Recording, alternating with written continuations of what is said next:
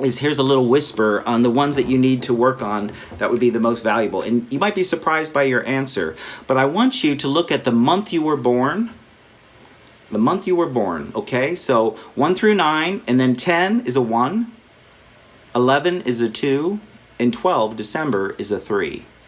So 1 through 9, what was the month you were born? Write it down, and then also what was the day of the week that you were born? I was born December, which is going to be 3. 2 and 1 is 3. You reduce it to a single number. 5th. December 5th is my birthday. So it'd be 3 and 5, 2 numbers. And I would look at, out of these 9 components, I would look at number 3 and I'd look at number 5.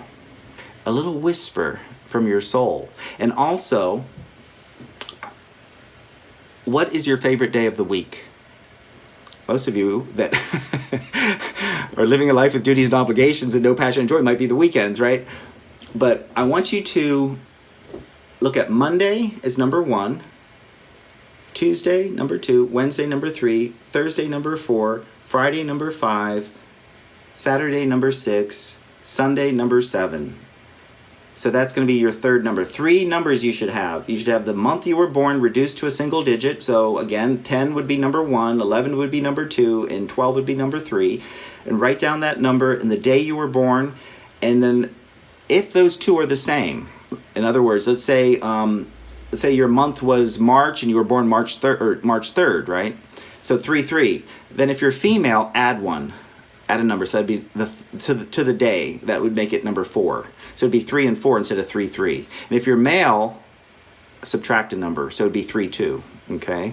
So you're gonna have 3 different numbers, and these are gonna be whispers from your soul of what you can start to apply to your life that will catapult you into a life worth living, that will help you to move forward. And then also the day of the week. If you selected Monday, which probably very few people selected Monday as their favorite day of the week, September 12th. Now, what are these numbers again? I'm going to go back through the list of just what I covered because some of you jumped in here without knowing what I was talking about before. Number 1 was to have a level of caring and compassion versus apathy and indifference. To deepen your caring and compassion, to replace and be conscious of the apathy and indifference in your life. What areas of your life are you apathetic and indifferent towards? That's number 1, is develop more caring and compassion in your life. Number 2 is to let go of the past, forgiveness, to forgive yourself and others. Now, here's a secret about forgiveness. Forgive why somebody did what they did to you. Forgive why they did it, not necessarily what they did. You don't have to forgive the what. That's the illusion.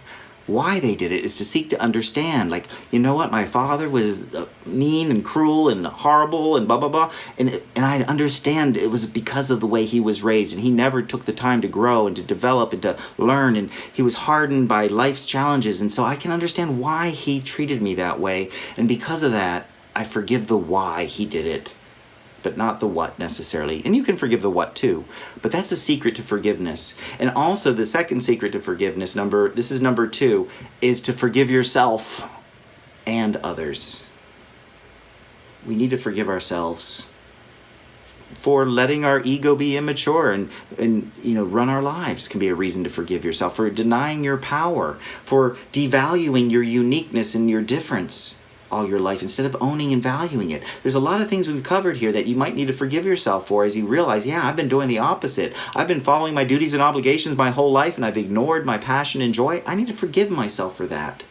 Or my priorities. Yeah, I made money and things more important than people. I need to forgive myself for that. Or I have a lack of humility. I'm always projecting the past onto everything that happens. I need to forgive myself for that. And I've denied my feminine energy, and I deny it in others, and I don't make it important and valuable. My feelings, they're just feelings. Imagination, passion, who has time for that? To forgive yourself. So that's number 2. Number 3 was to own your power, to know that you create your own reality, to look at the areas of your life that aren't working, that you're blaming and you're feeling stuck and you're worrying about it, and you feel powerless. Take your power back and look at why am I creating this reality? By either allowing it or by causing it. That's number 3. Number 4 was to mature your ego, to spend time paying attention, and beyond paying attention, to seek to understand, am I being an infantile ego in my relationship with my friend? Am I being at work a child, always seeking approval and praise and trying to compete and compare with everybody, trying to be good enough? What am I doing? To seek to understand is the fourth, is to mature your ego from the immature ego into knowing you're enough. And by developing your spiritual nature and seeking to do any of these qualities is going to help to feed your soul. That's what makes a life worth living. All of these are spiritual, powerful qualities that are very practical. It's not about going and, drinking wine and, praying and singing songs and showing up every Sunday morning and trying to be comfortable in those hard pews. Suffering to get through, to show how much you love God is by suffering. How about mature your ego? How about live a life of passion and joy? How about appreciate and through gratitude rather than through regret? That's how you celebrate your spiritual nature. To put relationships first, not money and stuff. To honor and value the feminine energy of the goddess, of your soul, of yourself. That's a spirituality that you cultivate and create that will lead you to personal peace and fulfillment. So the fourth one was maturing your ego. Number 5 was to value, respect difference in yourself and others. That was number 5. Number 6 was to balance passion and joy with duties and obligations. And number 7 is the law of priority. To prioritize relationships first, career, work, money second, and things last. The 8th was to learn to practice humility. And the 9th was to honor, value, and respect feminine energy. And if let's say you've got numbers 2, 3, and 7, and that I also need to work on my feminine energy, but why didn't number 9 come up? Well, maybe in order to really do that in a way that's elegant, you need to work on those other things first. Obviously, all 9 of these lessons can turn your life around tremendously. And it's not something you're going to do by next week. Don't put this on your to-do list. Oh, yeah, I did that on Saturday. I did that on Sunday. No, this is the way you live your life every day. Every day of your life. I valued and respected difference last Thursday, so I got that done. It's finished. What about today? These are ongoing. These are eternal. That's why they're part of your soul and spirit. This is what feeds and strengthens your power, your soul, and your strength, your masculine spirit. And when you have inner power and inner strength, you become resilient. Stress it bounces off of you. Yeah, you feel compassion. Yeah, you care. Yeah, you feel sorrow for the eruptions of pain in the world. But you're a powerful person, and your prayers and your energy and the things you do have an impact in life. That is the magic, that your spirituality can become a living, breathing part of your life. Not a religion, but your personal, private relationship with your soul and your spirit. So those are the 9.